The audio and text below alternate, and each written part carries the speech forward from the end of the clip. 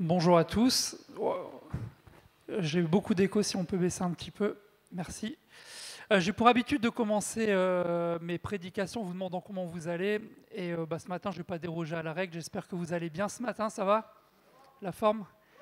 Moi, ça va très bien aussi. En plus, dans quelques jours, on arrive au printemps. Ça sera le début d'une nouvelle saison. Je vous l'avais dit la fois passée, j'aime pas l'hiver, donc je suis assez content qu'on arrive au printemps.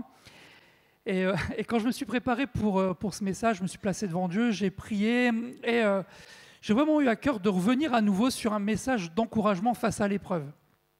Mais là aussi, Dieu m'a dit qu'il y a une saison qui se termine, que j'allais aussi clôturer cette saison-là en terminant cette série de messages, parce qu'il y a une nouvelle saison qui arrive, mais une nouvelle saison qui arrive aussi pour l'Église La Source. Il nous a préparé en tout cas à rentrer dans celle-ci. Alors, j'avais commencé cette série de messages sur les encouragements dans l'épreuve en janvier. J'avais partagé un message sur la joie, je ne sais pas si vous en souvenez. J'avais notamment dit que Jésus devait être notre sujet de joie, qu'il fallait vraiment, pas se préoccuper des choses du monde, mais vraiment se focaliser sur Jésus. J'avais également enchaîné le mois dernier avec un message sur la lumière. J'avais parlé de la lumière et des ténèbres. On avait notamment vu que comme Dieu avait séparé la lumière des ténèbres au commencement, Jésus était la seule lumière de vie qui nous permettrait de sortir des ténèbres dans lesquelles on pouvait traverser. Amen. Et je ne pensais pas en faire une sorte de trilogie en fait, de messages, mais comme je le disais tout à l'heure, je me suis vraiment mis à l'écoute de Dieu et il m'a conduit dans ce que je vais vous partager ce matin. Si je vous parle de Josué dans la Bible, vous connaissez tous? Ça va? Tout le monde, ouais, sûr? Josué, c'était un Israélite. Israélite, on dit que c'était le fils de Nun, qui a vécu au temps de Moïse, qui était serviteur de Moïse. Et il y a même un livre dans la Bible qui porte son nom, le livre de Josué, qui raconte son histoire. Et si ce matin, je vous demandais de me sortir, alors Bruno chute, parce que je l'ai dit tout à l'heure, si je vous demande de me sortir un seul verset du livre de Josué, c'est lequel qui vous vient en premier à l'esprit? Ouais, je l'ai entendu, j'ai entendu un petit brouhaha, mais c'est ça, fortifie-toi et prends courage. Amen. C'est l'un des versets qu'on connaît le plus, qui nous parle. Et on retrouve ça au tout début du livre de Josué. On retrouve une discussion entre Josué et Dieu. C'est surtout Dieu qui parle à Josué, qui va l'encourager. Et j'ai déjà lu ma Bible peut-être 4 fois complète, et j'avais jamais remarqué, en fait, et je l'ai vu en méditant il n'y a pas longtemps, donc le livre de Josué, qu'en fait ce verset qu'on connaît tous très bien, fortifie-toi, prends courage, Dieu ne le dit pas qu'une seule fois à Josué. En fait, il lui dit 3 fois. Il va lui dire 3 fois à la suite, fortifie-toi, prends courage, fortifie-toi, prends courage, fortifie-toi, prends courage. Et moi, je pars du principe que dans la Bible, il n'y a pas de hasard. Ce qui est écrit dans la Bible, ce n'est pas du hasard. Vous êtes d'accord avec moi? Bon, ça va. Je me suis dit que si Dieu jugeait que cet encouragement devait être donné 3 fois, c'est peut-être que derrière, il y a une raison quand même. Amen. Et c'est ce que je vous propose de décortiquer ce matin ensemble. Encore une fois, je disais, cette prédication va conclure une série de messages où Dieu veut nous encourager à tenir bon dans les épreuves que l'on vit. Et là, il y a des temps à venir au niveau de l'Église, même je pense dans vos vies personnelles. On va bientôt ouvrir l'Église à Cambrai. Voilà, il y a un temps, il y a une saison qui est en train qui va commencer bientôt pour l'Église. Et je pense que si Dieu insiste comme ça aussi à nous encourager dans les épreuves, c'est peut-être qu'aujourd'hui on vit des épreuves, peut-être qu'on en vivra aussi, mais en tout cas, il nous donne les moyens de pouvoir tenir bon dans ces épreuves-là. Dieu ne nous laisse pas sans rien. Et le but de ce message vraiment ce matin, c'est qu'on puisse tous, peu importe ce que tu traverses en ce moment, qu'on puisse tous en tout cas s'approprier cet encouragement de Dieu, comme Josué se l'approprie, on verra après, et qu'on puisse le vivre également. Amen. Être fort et prendre courage.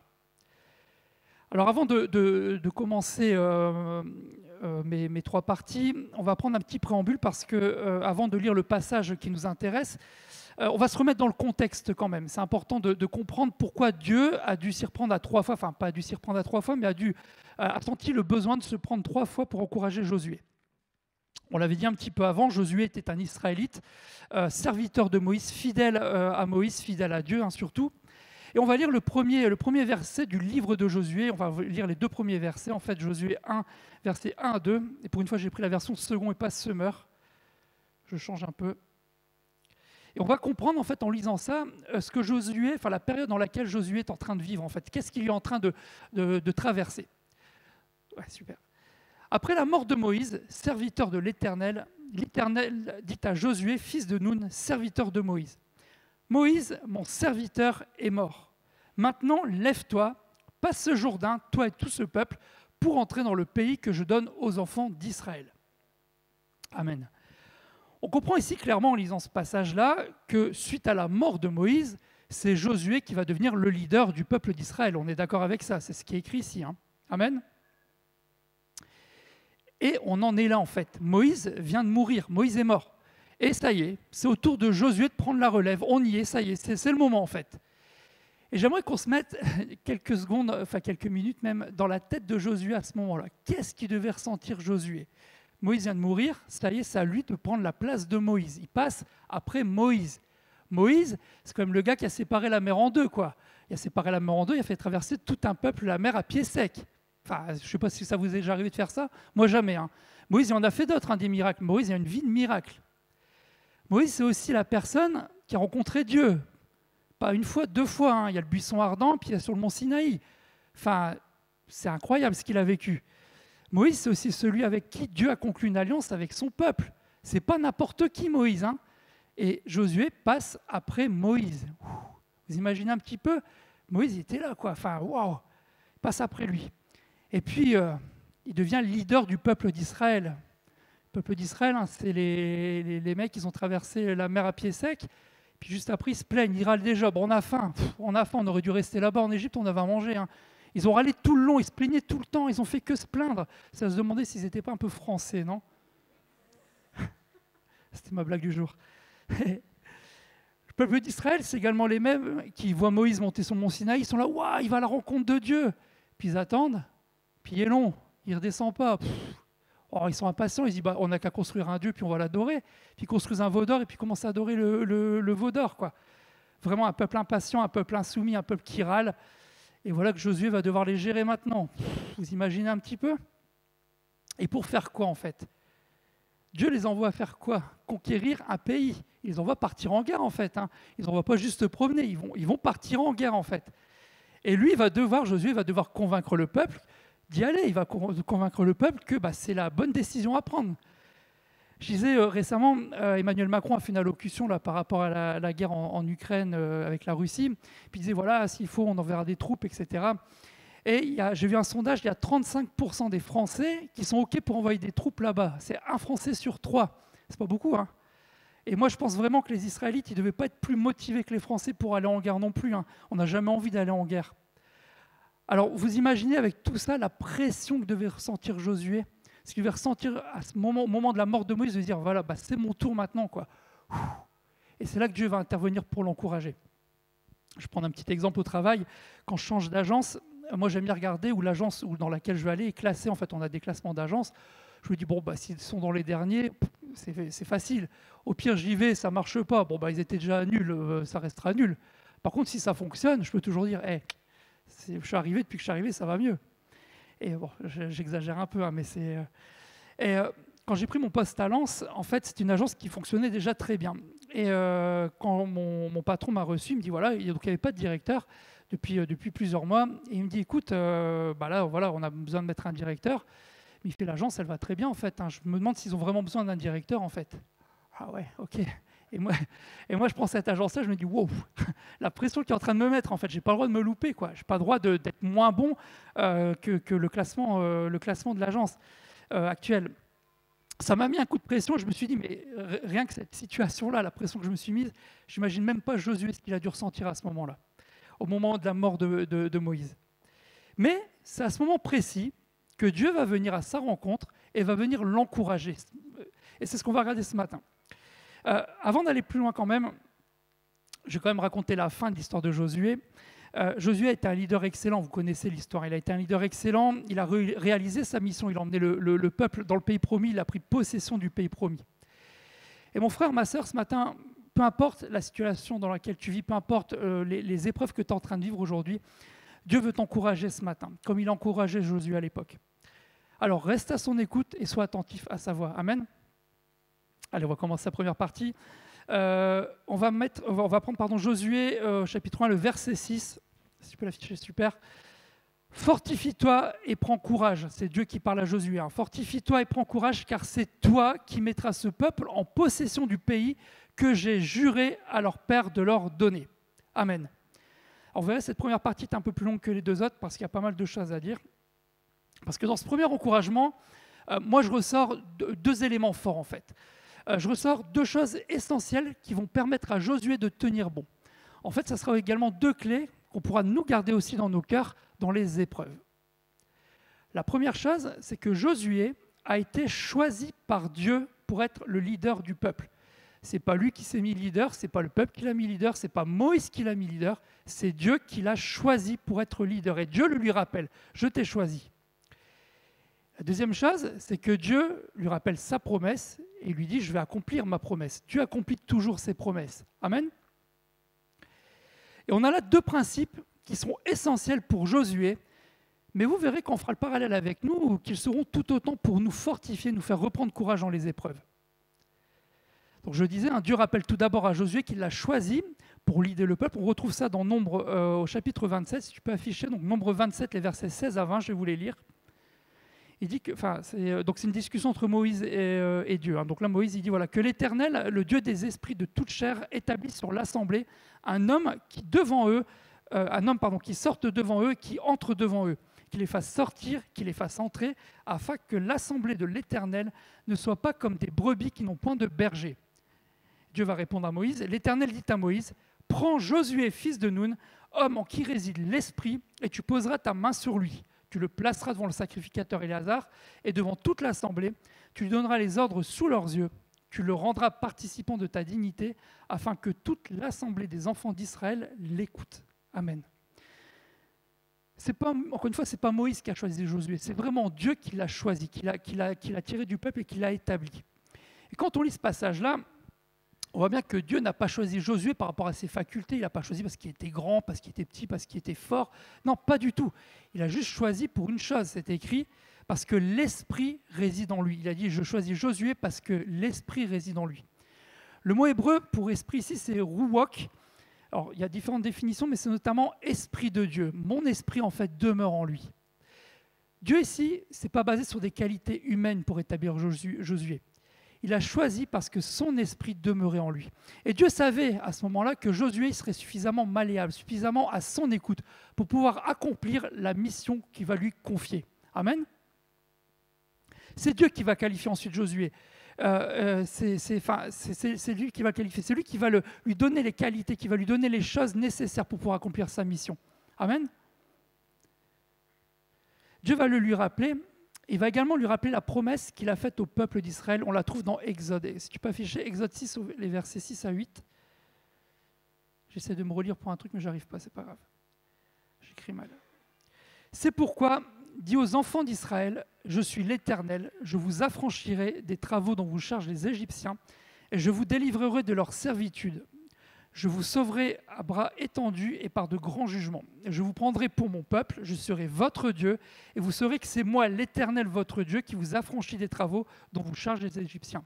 Et il va dire, je vous ferai rentrer dans le pays que j'ai juré de donner à Abraham, Isaac et à Jacob.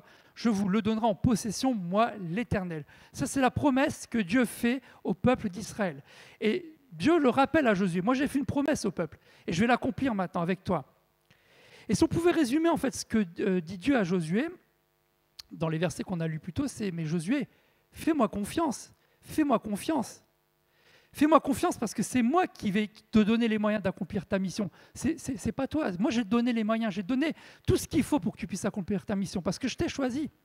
Et fais-moi confiance parce que cette mission, elle sera réussie. J'en ai fait la promesse. C'est moi qui te donne ce pays, donc ça va fonctionner. Amen. J'ai une question ce matin. Est-ce que tu fais confiance à Dieu? Est-ce que tu fais... Ah, il y a des oui, c'est bien. Est-ce que tu fais confiance à Dieu? Est-ce que tu fais confiance à Dieu pour te sortir vainqueur de l'épreuve dans laquelle tu traverses? Les deux arguments que Dieu a donnés à Josué à l'époque, ils sont encore valables pour nous aujourd'hui, mais est-ce que tu y crois? Vous savez, jusqu'à mes 25 ans, il n'y a rien qui pouvait laisser imaginer que j'allais donner ma vie à Jésus. Franchement, je l'avais déjà raconté la fois passée, j'ai perdu ma maman à 3 ans. Me dire un jour que Dieu m'aime et que Dieu existe, c'était inconcevable pour moi jusqu'à mes 25 ans. Il fallait pas me parler de ça, j'étais vraiment fermé totalement à ça. Pourtant, je suis là ce matin, je suis en train de prêcher devant vous. Depuis 15 ans, un peu plus maintenant, j'ai donné ma vie au Seigneur. Jésus savait qu'un jour, j'allais lui ouvrir la porte de mon cœur. Et vous savez pourquoi? Parce qu'en fait, comme vous tous qui êtes ici présents ce matin, Dieu m'avait choisi. Dieu m'avait choisi. On va prendre Éphésiens au chapitre 1, les versets 3 à 5. Écoutez ce que dit Paul. Il va dire « Béni soit Dieu, le Père de notre Seigneur Jésus-Christ, qui nous a bénis de toutes sortes de bénédictions spirituelles dans les lieux célestes en Christ. » Il va dire « En lui, Dieu nous a élus avant la fondation du monde, pour que nous soyons saints et irrépréhensibles devant lui, nous ayant prédestinés dans son amour à être ses enfants d'adoption par Jésus-Christ, selon le bon plaisir de sa volonté. » Amen. C'est magnifique. Le mot grec ici pour élu, c'est ekléglomai, c'est être élu pour une fonction, mais c'est surtout être choisi par Dieu pour recevoir ses faveurs. Enfin, c'est magnifique comme définition. Et on utilise aussi ce mot-là pour dire que c'est ceux que Dieu va mettre à part devant la multitude irreligieuse, en fait, ceux qui sont choisis par Dieu, mis à part par Dieu. Alors, je ne vais pas prêcher sur la prédestination, ce n'est pas le but ce matin, mais comme Josué avait été choisi par Dieu, ce verset explique clairement que si tu es chrétien, si tu as donné ta vie à Jésus, ce n'est pas par toi-même, c'est par la volonté de Dieu. C'est lui qui t'a choisi. Amen. Et ça il faut qu'on le garde dans notre cœur. Et il ne t'a pas choisi pour ce que tu es, par rapport à des facultés exceptionnelles que tu aurais. Non, il t'a choisi pour ce que tu es, avec tes défauts, avec tes qualités. Et c'est essentiel de se rappeler cette base-là. On ne mérite rien pour être choisi par Dieu. C'est pas parce qu'on est fort, parce qu'on est barbu, parce qu'on est un homme. Non, peu importe comment on est. C'est Dieu qui nous choisit, qui nous qualifie. Et ensuite, c'est lui qui va nous donner capacité par son esprit. On retrouve ça dans Jean 14, les versets 15 à 17. C'est Jésus qui parle, il va dire « Si vous m'aimez, vous gardez mes commandements. Et moi, je prierai le Père et vous le donnera un autre consolateur afin qu'il demeure éternellement avec vous. L'esprit de vérité, que le monde ne peut recevoir parce qu'il ne le voit point et ne le connaît point. Mais vous, vous le connaissez car il demeure avec vous et il sera en vous. » Amen. L'esprit de vérité sera en nous, comme Josué en fait. Jésus promet l'esprit de vérité. Alors là, c'est le grec pneuma, mais c'est la même définition qu'on a vue tout à l'heure pour Josué en fait. Et il promet l'esprit à qui? À ceux qui suivent Jésus, à ceux qui aiment Jésus et qui suivent ses commandements. Amen. C'est-à-dire normalement pour nous tous qui sommes présents ici, non? Et qui ont accepté Jésus dans notre vie. Nous sommes donc finalement comme Josué choisis et équipés par Dieu pour faire face aux défis de notre vie. Mais il y a quand même encore une chose, c'est que Josué, lui, il avait la promesse de Dieu. Il savait où il allait, il pouvait se projeter, il y avait le pays promis. Et nous, c'est quoi la promesse sur laquelle on peut s'accrocher pour pouvoir avancer? On va prendre un autre passage dans 1 Jean, au chapitre 2, le verset 25. Et la promesse qu'il nous a faite, c'est quoi? C'est la vie éternelle. Amen. Enfin, c'est magnifique. La vie éternelle. Je pense que bien trop souvent, on se focalise sur notre vie terrestre, avec tous les soucis, tous les tracas qu'on peut rencontrer. Et en fait, on en oublie finalement le vrai but, la vraie récompense de notre vie de chrétien. C'est quoi? C'est la vie éternelle auprès de Dieu. Amen. C'est ça qui devait être notre préoccupation. Alors c'est vrai, Dieu n'a pas des projets de malheur pour nous, c'est écrit. Il n'y a pas de projet de malheur pour ses enfants, mais en même temps, jamais dans la Bible, c'est écrit qu'à partir du moment où tu acceptes Jésus dans ta vie, tu n'auras plus jamais de problème. Ce n'est pas écrit ça du tout. Au contraire, même, j'ai envie de dire, Jésus il dit que ce sont les violents qui s'emparent du royaume des cieux. Le mot qui traduit violent, c'est ceux qui sont forts, énergiques. On retrouve cette notion d'être fort, comme on avait vu dans l'encouragement de Dieu pour Josué. Il faut être fort pour s'emparer du royaume de Dieu. Et je pense que c'est sur ce point-là qu'on doit progresser. Notre regard ne doit pas se porter sur le présent, ne doit pas se porter sur les situations que l'on vit au présent, mais plutôt sur ce qui nous attend demain, sur la vie éternelle. En fait, c'est réussir à prendre de la hauteur sur l'épreuve qu'on est en train de traverser, de l'appréhender peut-être avec un autre regard en fait, avec le regard de celui qui a la certitude que peu importe ce qui va lui arriver dans sa vie sur terre, il a la certitude qu'il a été choisi par Dieu. Également la certitude que l'Esprit de Dieu demeure en lui et lui donnera les capacités suffisantes pour faire face à l'épreuve. Et également qu'il garde ses yeux fixés sur la promesse de la vie éternelle. Amen. Je sens moins d'amen, mais c'est normal. On va passer à la deuxième partie. Parce que c'est facile à le dire comme ça, c'est facile à l'écrire. Ouais, il faut fixer nos yeux sur la vie éternelle, etc. Ouais. Mais dans la réalité, quand on traverse une épreuve, on ne va pas se mentir, c'est pas si évident que ça. Vous êtes d'accord avec moi? Bah ouais.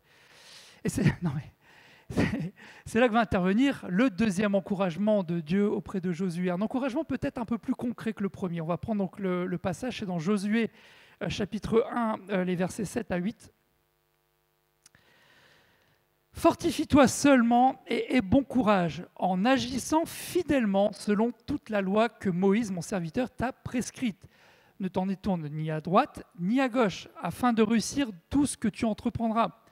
Que ce livre de la loi ne s'éloigne point de ta bouche, médite-le jour et nuit pour agir fidèlement selon tout ce qui est écrit, car c'est alors que tu auras du succès dans tes entreprises, c'est alors que tu réussiras. Amen. Ce passage est super beau. Le conseil, l'encouragement plutôt de Dieu ici pour Josué peut paraître un peu basique en fait.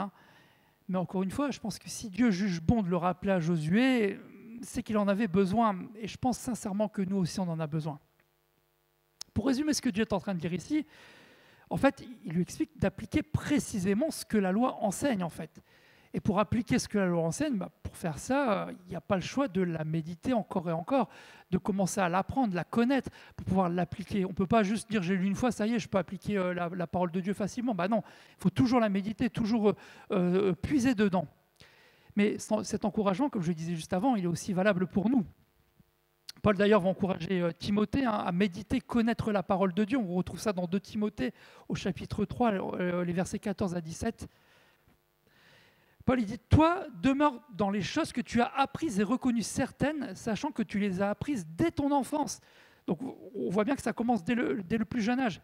Il dit, tu connais les saintes lettres qui peuvent te rendre sage à salut par la foi en Jésus-Christ.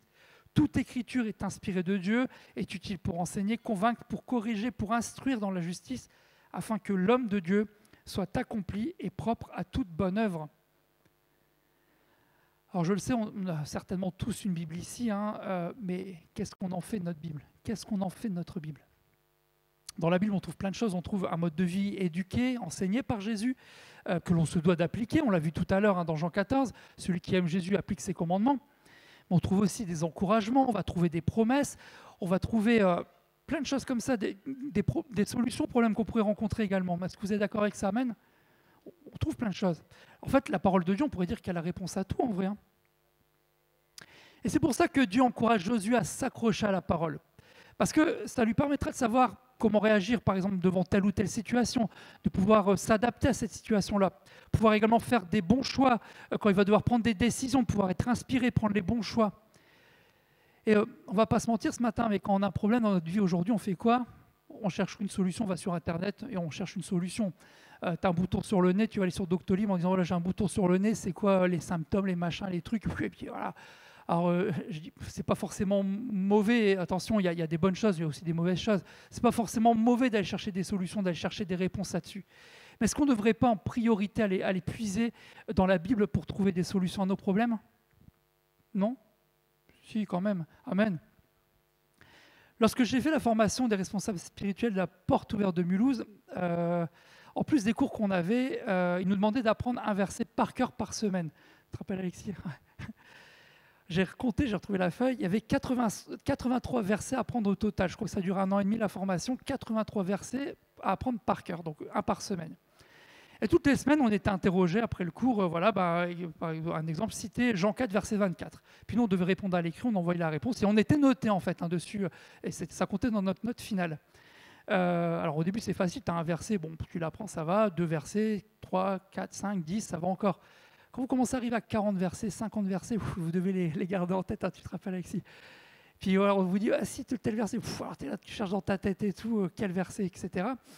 Bref, très sincèrement, au début, quand ils nous ont annoncé ça à la formation, je me suis dit, mais c'est complètement débile, quoi. C'est complètement inutile. Enfin, moi, je ne suis pas un religieux, moi je n'apprends pas des versets par cœur, enfin, c'est quoi l'utilité en fait?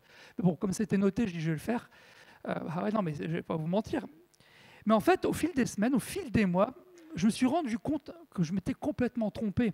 Je me suis rendu compte à quel point ça me nourrissait spirituellement, à quel point ça me faisait grandir spirituellement. En fait, le but final, bien évidemment, ce n'était pas le par cœur, le côté par cœur, ce n'était pas ça qui était important. En fait, c'était d'être imprégné par la parole. En fait, de pouvoir avoir le réflexe, devant, encore une fois, telle ou telle situation, de pouvoir ressortir un verset, de se dire « Ah, mais j'ai ce verset-là qui me revient », pouvoir retrouver la paix, d'avoir même une solution devant tel ou tel problème, ou un frère, une sœur qui vient te voir en disant « j'ai ça comme problème », paf, il y a un verset qui revient pour pouvoir l'encourager également. Un petit peu comme a vécu Jésus finalement face au diable dans Matthieu 4. On va prendre le passage Matthieu 4, versets 1 à 4. Alors Jésus fut emmené par l'Esprit dans le désert pour être tenté par le diable. Après avoir jeûné 40 jours et 40 nuits, il eut faim.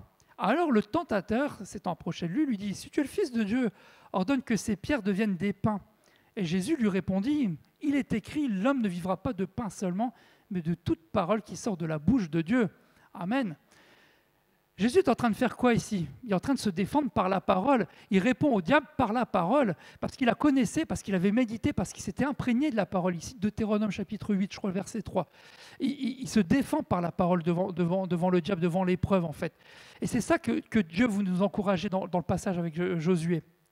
En même temps, ici, Jésus rappelle toute l'importance de se nourrir de la parole de Dieu, qui nous aidera à sortir de toute situation.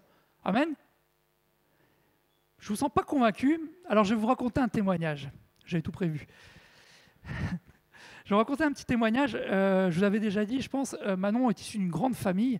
Moi, non. À notre mariage, on était à peu près 150 personnes. Il y avait 10 amis, il y avait 10 personnes de ma famille. Tout le reste, c'était la famille de Manon, au repas, je parle. Donc 130 personnes au repas. Bon, il y en avait trop, mais bon, bref. Mais elle a une grande famille. Il y a beaucoup, quasiment tout le monde sont convertis, beaucoup de chrétiens. Il y a des servantes, des serviteurs de Dieu incroyables qui ont des vies riches, des vies encourageantes, inspirantes, vraiment, des personnes, beaucoup de personnes excellentes. Et Manon a une cousine dont le père était responsable d'une église apostolique. Elle a grandi donc dans le culte des enfants. Elle a toujours connu les Écritures, toujours connu l'église. Et puis elle grandissait avec Dieu, etc. Puis elle devait avoir une vingtaine d'années. C'était il y a quelques années de ça. Aujourd'hui, elle doit avoir 25 ans, 26 ans. Elle devait avoir 20 ans. Elle passait des concours pour entrer dans une grande école de commerce. Alors moi, je n'ai jamais fait ça. J'ai qu'un bac. Mais apparemment, c'est assez compliqué. C'est très sélectif. Vous êtes beaucoup à postuler. Ils n'en prennent pas beaucoup. Je parle d'émérence, Charlie. Et en fait, elle est arrivée à l'épreuve des oraux. En fait, elle passait un oral devant un jury. Et puis, donc, elle explique, elle me raconte ça. Donc, ils commencent à poser des questions. Puis, vous savez, ils essayent un petit peu de piéger un petit peu les élèves. Et puis là, c'était des questions sur le droit des femmes. Donc, ils posent différentes questions, etc. Puis, d'un seul coup, il y a un membre du jury. Il lui dit, ouais, dans la Bible, c'est écrit, femmes, soyez soumis à votre mari. Qu'en pensez-vous? Alors, il avait voulu la déstabiliser, mais bien évidemment, elle connaissait. Alors, je ne sais plus si elle a cité le livre ou le passage. Je ne pense pas le passage, je pense au moins le livre. Mais en tout cas, elle lui a dit effectivement, ouais, c'est dans le Nouveau Testament, on retrouve ça dans le Nouveau Testament, mais il faut remettre le texte dans son contexte global, en fait. Et puis elle a commencé à prêcher, elle a dit, voilà, en fait, il s'agit plutôt d'amour, plutôt de respect, de responsabilité réciproque, etc. Puis elle leur a prêché, elle s'appuyait de la parole de Dieu pour se défendre, en fait. Au lieu d'être déstabilisé, c'était tout le jury. Elle raconte, tout le jury était... ils n'ont pas su répondre, en fait. Et puis, bon, voilà, elle a été prise de mémoire, mais oui, toute la parole de Dieu a la réponse à tout, en fait. Peu importe les épreuves qu'on va traverser, la parole de Dieu a réponse à tout. Maintenant, à nous de l'utiliser, à nous vraiment de la méditer et de s'en imprégner. Amen. Je regarde quel temps. Impeccable. Ouais. On va passer à la troisième partie, du coup. Et c'est peut-être ma partie préférée, peut-être l'encouragement que je préfère de la part de Dieu envers Josué. Si tu peux afficher Josué 1 au chapitre 1, verset 9. Ouais. Ne t'ai-je pas donné cet ordre? Fortifie-toi et prends courage. Ne t'effraie point, ne t'épouvante point, car l'Éternel, ton Dieu, est avec toi dans tout ce que tu entreprendras. Waouh, amen, magnifique. Dieu confirme ici à Josué que là où il ira, Dieu sera avec lui. Que là où il marchera pendant le combat, etc., Dieu marchera devant lui, qui sera à ses côtés pour le soutenir également quand ça n'ira pas. Bref, Dieu lui fait la promesse de ne jamais l'abandonner. Franchement, c'est juste magnifique. Qu'est-ce qu'il y a de plus rassurant de savoir que Dieu est à tes côtés tout le temps, quoi. Je ne sais pas si vous connaissez quelque chose de plus rassurant. Moi je ne connais pas, quoi. Je vois avec mes enfants, rien que ça, quoi. Quand on est avec eux, les parents sont avec eux, les enfants, qu'est-ce qu'ils sont rassurés. Je vois la rentrée des classes. J'aime bien poser une journée, quand c'est la rentrée des classes, pour les accompagner. Ils sont tellement rassurés d'avoir leurs parents à côté, quoi, les enfants. Alors vous imaginez quand c'est Dieu qui est à votre côté. Vous imaginez le réconfort pour Josué avec tout ce que je vous ai cité avant, qui allait partir en guerre, qui devait être le leader du peuple, qui passe après Moïse, de savoir que Dieu serait avec lui. Dieu lui fait la promesse d'être à ses côtés. Mais ce qui est bien avec Dieu, c'est que Dieu ne change pas. On voit ça dans Malachie. Dieu dit « je ne change pas ». Et son amour non plus, son amour est invariable. Alors je regarde parce qu'il y a des jeunes qui rigolent. Vous êtes accompagnés aussi à la rentrée, c'est ça? Ouais. Euh, J'avais été interpellé une fois par une prédication de Brian Host. Je ne sais pas si vous connaissez Brian Host, je pense que beaucoup connaissent. Et il disait que Dieu ne peut pas nous aimer moins qu'il nous aime aujourd'hui. Bon, ça on le sait, c'est vrai, Dieu ne peut pas nous aimer moins. Mais il disait aussi que Dieu ne pouvait pas nous aimer plus. En fait, que l'amour de Dieu était parfait. En fait, il ne peut pas varier. Dieu nous aime d'un amour qui ne va pas nous aimer moins, pas plus. On ne mérite pas qu'il nous aime plus. On ne peut rien faire. L'amour de Dieu est invariable. Il est parfait. Amen. Et je ne sais plus ce que j'allais dire. Ouais. En tout cas, pardon. Et il a fait cette promesse à Josué qu'il allait être avec lui à chaque instant. Et cette promesse, il l'a fait également pour nous. Et Jésus le rappelle dans Matthieu 28, verset 20, un verset qu'on connaît tous. Si je peux afficher. Jésus dit « Voici, je suis avec vous tous les jours jusqu'à la fin du monde. » Amen. Mais c'est exactement la même chose que Dieu disait à Josué, je serai avec toi dans tout ce que tu entreprendras, je serai avec toi à chaque instant, je serai avec toi. Et là, Jésus nous le dit également, il sera avec nous jusqu'à la fin du monde, tous les jours, quoi. Un verset qu'on connaît tous, en fait. Mais en fait, est-ce qu'on le vit pleinement, ce verset-là? Est-ce qu'on en a conscience de ça, que Jésus est à nos côtés à chaque instant? Le nombre de fois j'ai entendu, moi Jésus, je ne le vois pas, ou moi, Jésus ne me parle pas, en fait. Moi, je ne l'entends pas, il ne me parle pas. Mais toi, quel temps tu passes avec lui? Quel temps tu veux bien lui consacrer dans ta vie, en fait? T'en es où dans ta relation avec Jésus? Encore une fois, Jésus ne promet pas une vie sans épreuve, hein. Il n'y a jamais écrit ça dans la Bible. Mais ce qu'il nous promet, c'est que peu importe ce qu'on va traverser, les épreuves, les déserts, etc., c'est que lui, il sera toujours à nos côtés. Lui sera toujours là pour nous soutenir dans les moments difficiles. Amen. Mais est-ce qu'on l'écoute? Est-ce qu'on lui laisse la place, en fait? C'est ça la question. Combien de fois ça nous arrive de prier en disant ouais, « Seigneur, je te dépose cette situation, etc. » Amen. Et puis juste après l'amen, nous revoilà partis comme avant. En fait, on laisse lui derrière nous. Puis nous, on essaie de tout gérer nous-mêmes. J'avais témoigné de ça une fois en septembre, ici. Ça nous arrive tellement. Pouvoir ressentir la présence de Jésus, ça demande d'avoir de l'intimité avec lui, en fait. Tu ne peux pas pouvoir ressentir sa présence si tu n'as pas d'intimité avec lui. Si aujourd'hui tu as l'impression d'être seul, ce n'est pas Jésus qui s'est éloigné de toi, hein. C'est toi qui t'es éloigné de lui, en fait. Je pense que ce matin, il est temps peut-être, même certainement, de revenir à une vraie relation avec Jésus, une vraie vie de dialogue avec lui par la prière. Parce que c'est dans cette intimité que tu pourras ressentir la chaleur de sa présence et pouvoir aborder les épreuves sans être effrayé, comme on l'a lu tout à l'heure, ou sans être épouvanté, comme on l'a lu dans Josué 1. C'est ça qui nous permettra de tenir dans l'épreuve. Il y a un de mes passages préférés, c'est le psaume 23, c'est mon passage préféré, tout testament confondu. J'aime beaucoup ce passage-là parce que c'est un bel encouragement. Il y a un moment dedans, c'est écrit « Même si je traverse la vallée de l'ombre de la mort, je ne crains aucun mal. » C'est ça que Dieu est en train de dire. Pourquoi je ne craindrai aucun mal dans la vallée de l'ombre de la mort? Parce que l'Éternel est avec moi, parce que Jésus est à mes côtés à chaque instant. Amen. C'est ça le but de ce troisième encouragement de la part de Dieu. Je demande au groupe de louanges si vous pouvez venir, s'il vous plaît. Vous avez le temps. Mais ouais, merci. Commence à vous lever quand même.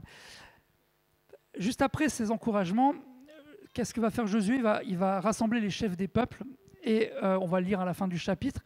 Mais je vous demande d'être attentif à l'attitude de Josué. Vous verrez en fait qu'il est totalement prêt à rentrer dans son épreuve, totalement prêt à affronter l'épreuve. Si tu peux afficher, du coup, on va prendre donc la fin, Josué 1, versets 11 à 18. « Parcourez le camp, et voici vous commanderez au peuple. Préparez-vous des provisions, car dans 3 jours, vous passerez ce Jourdain pour aller conquérir le pays dont l'Éternel, votre Dieu, vous donne en possession. » Je vous donne la possession. Josué dit aux Rubénites, aux Gadites et à la tribu de Manassé, « Rappelez-vous ce que vous a prescrit Moïse, serviteur de l'Éternel, quand il a dit « L'Éternel, votre Dieu, vous a accordé du repos et vous a donné ce pays. Vos femmes, vos petits-enfants, vos troupeaux resteront dans le pays que vous a donné Moïse de ce côté du Jourdain. Mais vous tous, hommes vaillants, vous passerez en armes devant vos frères et vous les aiderez jusqu'à ce que l'Éternel ait accordé du repos à vos frères comme à vous. Et qu'ils soient aussi en possession du pays que l'Éternel, votre Dieu, leur donne. Puis vous reviendrez prendre possession du pays qui est votre propriété et que vous a donné Moïse, serviteur de l'Éternel, de ce côté-ci du Jourdain, vers le soleil levant. Ils répondirent à Josué en disant « Nous ferons tout ce que tu nous as ordonné et nous irons partout où tu nous enverras. Nous t'obéirons entièrement comme nous avons obéi à Moïse. Veuille seulement l'Éternel ton Dieu être avec toi comme il a été avec Moïse. Tout homme qui sera rebelle à ton ordre et qui n'obéira pas à tout ce que tu lui commanderas sera puni de mort. Fortifie-toi seulement et prends courage. Amen. Josué va rappeler ici au peuple tous les encouragements que Dieu vient lui donner en fait. Et j'aimerais les rappeler une dernière fois ce matin pour nous. Déjà, Dieu nous a choisis. Et par son esprit, il va nous qualifier pour faire face aux défis de notre vie. Dieu nous a également fait la promesse d'une vie éternelle à ses côtés. Et dans les épreuves, on doit garder nos yeux fixés sur cette promesse-là. Peu importe ce qui va nous arriver, ce qui nous attend demain est beaucoup plus important, beaucoup plus beau. Dieu nous encourage également à nous imprégner de sa parole, de puiser dedans pour trouver les ressources nécessaires pour pouvoir appréhender les différentes épreuves qu'on va traverser. Et enfin, il nous rappelle que peu importe ce qu'on va traverser, lui, il sera toujours à nos côtés. Maintenant, à nous de chercher une relation avec lui. Amen. Alors ce matin, peu importe les épreuves que tu vis, peu importe les difficultés que tu es en train de traverser, je disais en début de message, mais il y a une nouvelle saison qui t'attend. Alors, mon encouragement, moi ce matin, c'est fais comme Josué, c'est le titre de mon message, soyons comme Josué, fais confiance à Dieu ce matin, reprends la marche en avant, amen. Avant de prier, si on peut couper les caméras s'il vous plaît, parce que j'aimerais vous raconter un témoignage qui m'est arrivé cette semaine.